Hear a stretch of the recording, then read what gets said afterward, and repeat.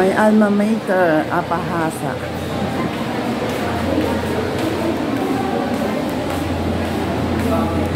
Hello, araw po ng kuha ng card ngayon. Narito po ako sa Apahasa or Angono Private High School. And I'm very happy dahil po yung aking anak. Nakuha ko na po yung card. Ay nasa honor. Praise God. Di ka naman hihiling na magaling. Akin lang po ay mag-aral ng mabuti. Yung honor ay bonus na po yun.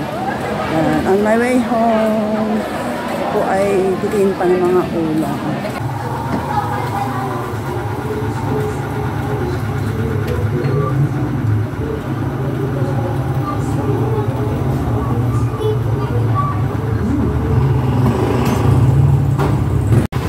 Ayan guys, ang niluto ko ngayong araw na to ay tinolang manok. Walang papaya kaya sayote ang nilagay ko. At ang favorite ko talagang gulay ay malunggay kasi mayaman sa vitamina at protina. Konting kulo na lang. At okay na po ang aming lunch. Ayan guys, kakain na ako. Ako lang muna ngayon, wala si nanay. Umalis sila ni Jeff, pupunta sila sa bangko. May aasikasuhin kasi yung bangko medyo mahigpit. Parang kino-question si nanay dun sa kanya mga signature. Mahaliga kasi yung mga transaction dun. Tapos niya nasa kitchen, magsasangag. Bumili ako ng siomai, yun may mga wrap ng seaweed. Paborito niya yun eh. Anyway, gusto ko rin naman yun. Konting chicken eh. Kain tayo. At tinola. May konting juice. Ako lang muna. Si Hali, wala pa.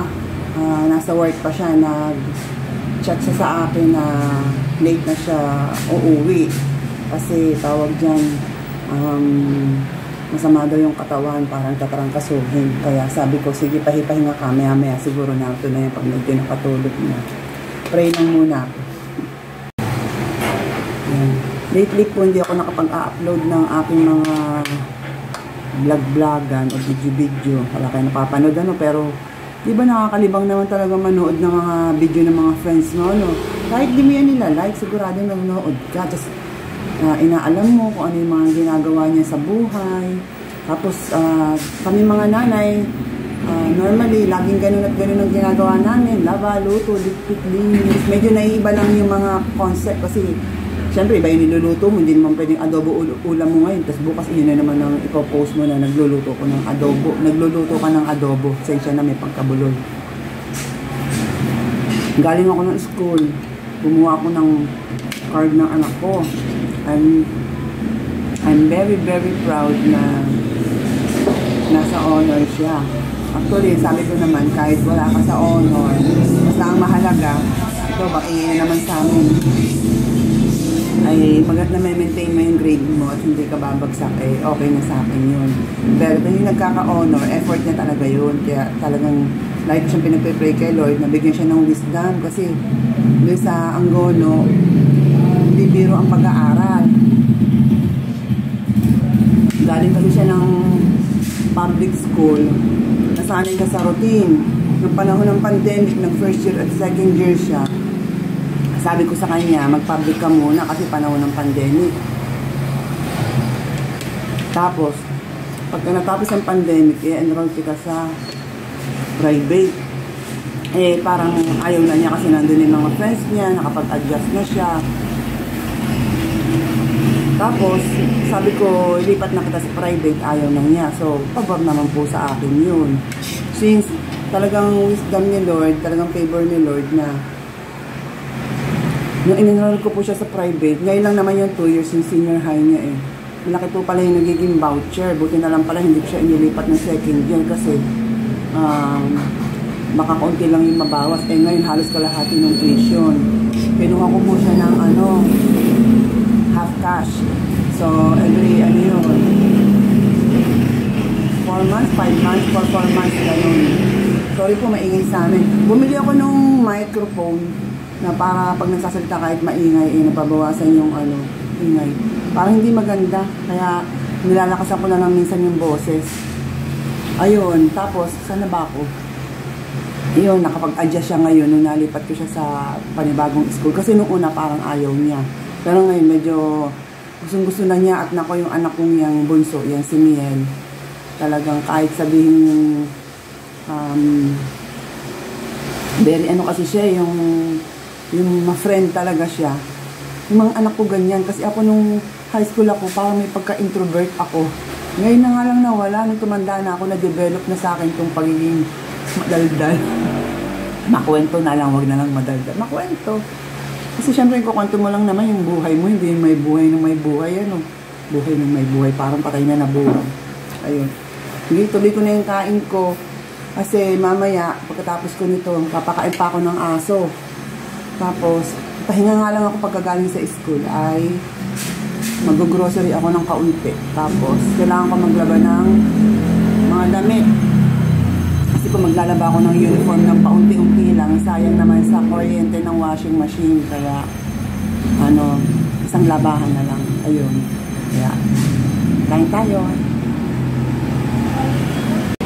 Kahit may ulam po kaming masarap na tinolang manok, si Miel nagluto pa rin ng sinangag. Ewan ko ba rito sa batang to? Baka para sa akin to, dito para sa kanya.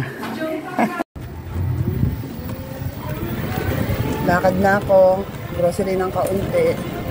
Mauubos yung oras ko dito. Ay nga pala, pabili po ng pagkain ng pusa. Bili pala ako ng cat food kasi yung mga alaga ng mga nanay ko dun, 2 araw kong hindi nabisita kasi may nilakad ako nitong 2 araw na nakalipas.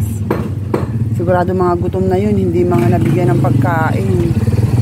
Tapos, may isa pa akong ampon. Siyempre, kailangan din bili ng pagkain. Kaya bibili ako ng cat food. Parang walang tao, kailangan lang sa boses ko. Pabili po! Ayan. Lahati.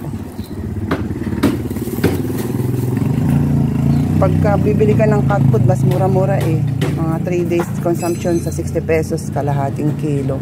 Unlike pag ibibili mo sila ng mga, thank you, exchange, mga sardinas o kung ano, mas mahal. Pero minsan hinahaluan ko rin para medyo maiba ang panlasa nila. Siya, lakad na ako. Yung hawang mamili ngayon, kakunti ang mga tao. Maluwag ang island.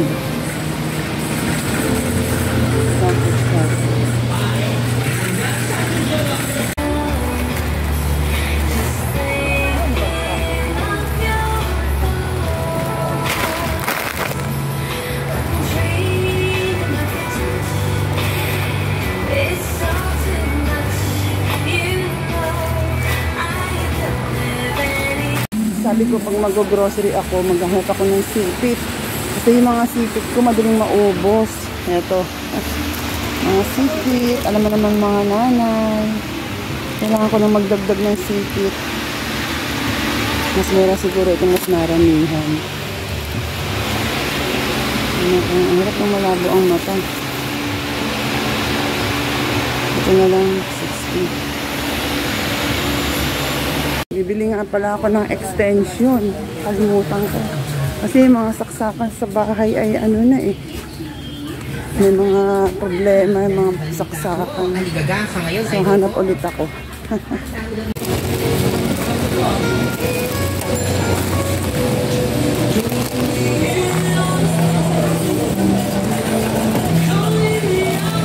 Ng property pero merong yung court, merong taong nakatalaga doon na malapit doon na nakatira na talagang siya in charge doon. Tingin ko hindi naman. No. Ano yung court? Hindi naman yung private property eh. Public yun, tapos babayaran pa siya. Court mo? Napapaliwanagan lang po kami mag-ina. Gusto po kasi nilang maglaro sa court. Hindi sila makapagpa-schedule dahil may pick ba, sabi mo? I'm home. Nakikita niyo po ako sa video na parang hindi ako palapulbos ng mukha kasi pag lumalabas ako, papawisan din ng mukha ako, sayang din yung pulbos. Anyways, confident naman ako sa aking face kasi wala na yung mga melasma ko. Bagamat may mga dark siya, confident ako na hindi ka pares ng iba pagka malapit yung cam. Ako curious kasi ano yung face, hindi malinis. Soap and water lang po yan. Sa hair ko ako naka-curious kasi kailangan ko na talagang ulay-uli. Kasi alam niyo naman, kung tawagin ni nanay yung mga ganito, sumpa. Ako naman, ayoko tawagin sumpa. Ang gusto ko ay blessing ang tawag ko. So, naglalabasan na yung mga blessing. Di ba blessing naman yung umabot ka ng ganitong edad, lumalabas na yung ganyan, pero buhay ka pa. Anyways, hindi naman mahalaga ang panlabas na paanyuan. It's the inside, the inward that matters. I'm home! Share ko lang sa inyo yung aking mga na grocery. Wow, parang daming din grocery. Bumili ako ng yellow paper kasi yung anak ko po ay nagreklamo na wala siyang papel. May utang pa ako dyan sa papel niya. Bumili ako ng mga napkin. Tapos mga chichirya kasi hindi ko anak sa chichirya. Bumili ako ng sipit ito yung pinakikita ko kanina kasi mabilis na ubos yung mga sipit ko. Tapos mga noodles. Nanay kasi kailangan yung noodles. May mga stock pa akong mga condiments pero yung patis na ubusan na ako. I'm running out of patis. That's why I bought na.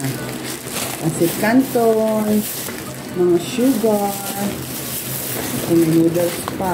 May kami sa pancit canton. Mga sardinas. Tapos mga dilata. Yan. Chicken tuna. Mga panigang. Yan lang pa yung mga normally mas mga kailangan ko. Iba kasi yung wants sa needs sana meron akong pang wants. Nagawa ko lang yung pang wants pag na-excess. Kaya minsan pikit matang binibili ko. Ito puro po ito. Conditioner. Shampoo. Toothpaste. Iba na ito pa yung shampoo. Tapos brush bag. Usual. Hindi ako ng panyo. Iniipunan ko ng panyo yung aking dalaga. Mas mura kasi. Pag mapasok sa school. Tapos paggawa ng yelo. Sabi dito. Ice plastic. Yan, mga conditioner. Hindi na ilalabas. Tapos bumili ako ng panghugas ng pinggan. Mastic liquid for 1 month. Isang sobra pa. Depende kasi malakas ako maghugas ng pinggan kasi yung mga bote ng apo ko din. Nililinis ko. And then, Zolrox. Hindi lang tubig for 1 month. Higit pa kasi tipid naman ako. Tsaka, bumili ako ng mga extension kasi problema nga yung aming mga saksakan dito. Wala kasing lalaki sa bahay kaya ako nagpapakalala. Ayun, konti lang yan. Tapos ang halaga po niya ay 2, 3, 4, 5. Sunod-sunod kaya naalala ko kanina nagbabayad ako dun sa cashier. So, ayun. Hindi ko alam kung tatapusin ko na itong video ito. Makapagbibideo pa ako sa mga susunod na araw.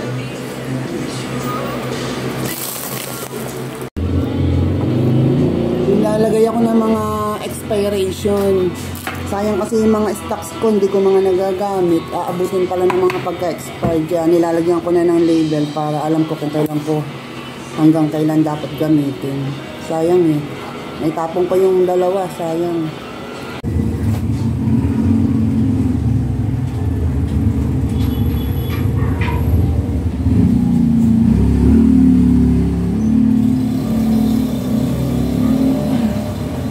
Decolor muna. Naghugas ako ng mga bote ng apo. Hindi ko na pinakita. Konti lang yung naging pahinga ko. Wala ko may tao. Tawag dyan. Naglalaba po ako. Kasi kailangan talaga maglaba ng mga uniform.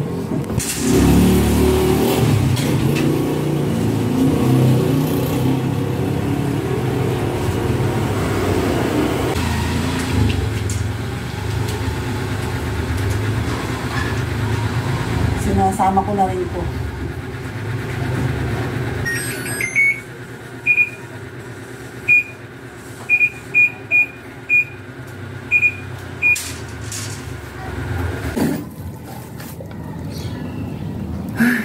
Napagod ako. Iniwan ko muna yung labahin ko sa bahay. Kaya mo umikot yun. Trabaho ng washing machine yun. Ano, tawag yan. Yun ang kagandahan sa automatic eh.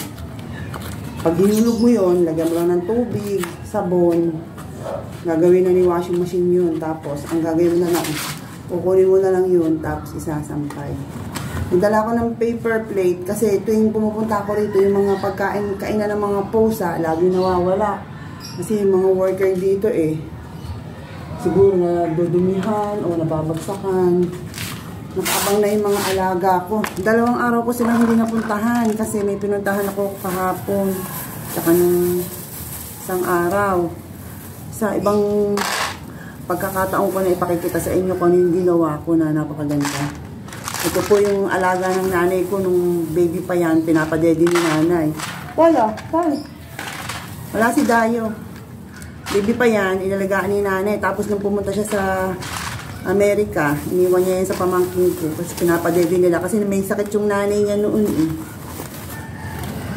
Kaya pinadede ni nanay. Nings, busog ka ba? Baka binigyan ng mga worker dito ng lunch. Pag Sabado at Linggo, problema ko sila kasi walang worker dito. Sabado meron, kapag hapon, wala namang papakain sa kanila hanggang Linggo. Lunes, babalik ang mga worker. Kaya lang pag umuulan, hindi sila gumagawa. So walang nagpapakain, umuwi mga worker. Kasi hindi sila makatrabaho, wala pa naman masyadong bubong yung itaas. Ito alaga ni nanay yan ng baby as I was saying. Yan, lumaki na yan hanggang sana iwanan ni nanay. Yan na yan. Medyo mailap pa yan kasi hindi ako masyadong kilala. Alam lang niya pag dumarating ako, tumidala akong pagkain. Tapos itong si Putol yung tiger, Putol ng buntot. Hindi talaga nila yan pusa. Mga dayo lang yan dito. Ito, may isa na naman palang dayo. Tumantuwa pa naman ako. Sabi ko, nauubos yung pagkain. Ayan, may isa na namang dayo, kulay itim. Shoo! Shoo! Yung pala, hindi sila ang umuubos, iba. Eh, baka mamaya kasi may may-ari niyan eh. Meron 3 talaga yung narito. Yung si Tiger Putol, kasi ito yung black and white. Tsaka yung isang 3 ng kulay. Alam po niyan ay Mau Mau.